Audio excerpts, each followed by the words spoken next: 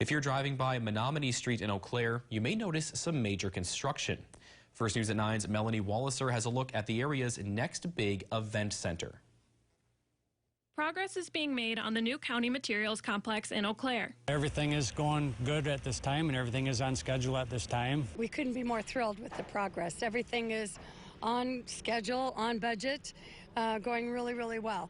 Way says there's a lot more to the complex than what people can see at the moment. People don't realize that it looks like there's two separate buildings, but there's actually a big lobby area that connects the two of them that would also include offices for the athletic department. And then behind the event center is the 15,000 square foot fitness facility that's still yet to be built. Williams says that right now crews are working on finishing the field house structure. They've got about 2 or 3 weeks left of detailing the structural work before they start the sheeting. The complex will have a sustainable design that includes a geothermal heating system, so crews will be drilling about 190 geothermal wells over the next several months. There's about 30 miles of geothermal loop piping involved in just the exterior of the heating system, and they'll draw the heat from the ground and use that to heat the building.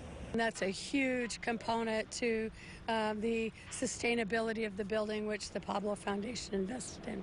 While there's already 34 feet of wall up for the Fitness and Wellness Center, Williams says that part of construction will have to wait until temperatures warm up. That area will be held off now until spring, till we get the temperatures up in the 40s again, and then that'll go up another 20 feet. Way says she's excited to see the progress being made. We're really excited. We hope the community's excited too. I get a lot of comments as people drive by, they don't realize how big it is. And I just want them to stay tuned because there's still a lot more to go. The final project will be 250,000 square feet and is set to open in spring of 2024. In Eau Claire, Melanie Walliser, First News at 9.